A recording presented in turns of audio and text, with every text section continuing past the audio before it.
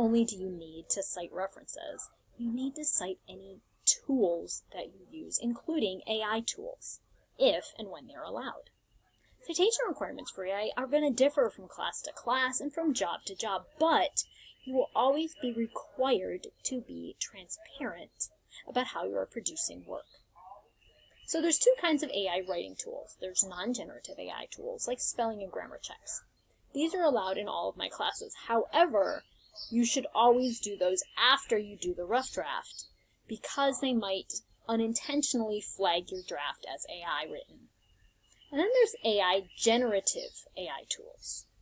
Tools like Grammarly's improve function, which we'll be looking at in a minute. These generate texts that can be replaced or reorganized material, but they go beyond and create their own material for your text. So, first, what are the ethics of this? This is something you're going to need to know for the workplace.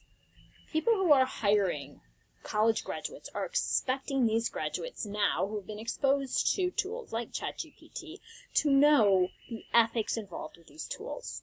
So first of all, any work that's not your own, writing or anything else, needs to be properly referenced and cited. You need to be transparent.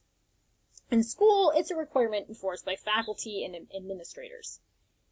In the workplace, these are legally enforced.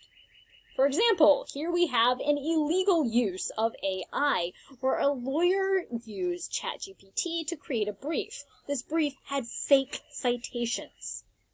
The judge sanctioned and almost disbarred this lawyer for this brief. So think of it this way. You've hired a lawyer to defend you in court.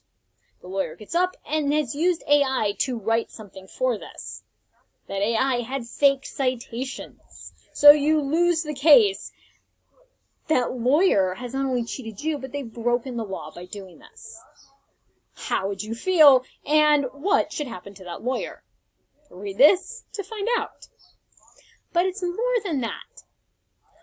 There's also security risks involved with AI, because AI collects data as part of the way that the algorithms work. It's illegal to collect data without informing clients of exactly how and where this is going in most cases. This can result in things like FERPA or HIPAA violations or all other kinds of violations that you can be sued for and perhaps would even carry sentences. So if you're using AI to, say, just correct a document, like a letter that you're writing, not having AI write the letter for you, but just going through and correcting it, if that AI has gathered any sensitive information out of that document, such as a client's name, birthday, phone number, you could be exposing that data to a third party. And if the client hasn't given permission for that, what you're doing could be illegal. Even if it's not illegal, there's a chance you could be sued for breaching confidentiality if these things have not been properly checked off. So, these are the sorts of things you need to be aware of in something as innocuous as an email or a letter that's you're running through something like Grammarly. If it has sensitive information, just client information like birthdays or phone numbers, something like that, and you're doing it without permission. So, with awareness of that, here is the link to go over how and when AI could be used in this class. Be sure to use this link and go look at that. But we are going to jump to looking about something like Grammarly. Systems like Grammarly currently include a button that offers to improve student writing. Warning, doesn't work.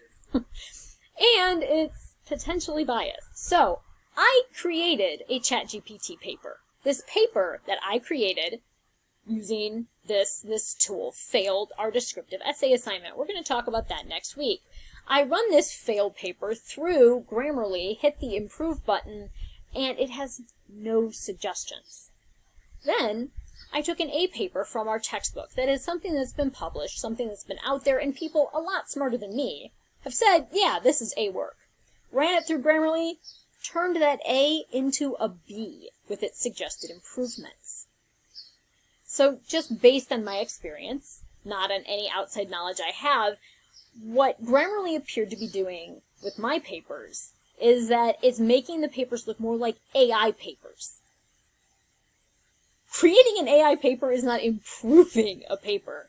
It's possible that these tools in the future, being with the right source material and better algorithms, will be able to do a whole lot more. But right now, they can turn an A paper into a B paper for sure, and I can't even prove that they can turn an F paper into anything higher.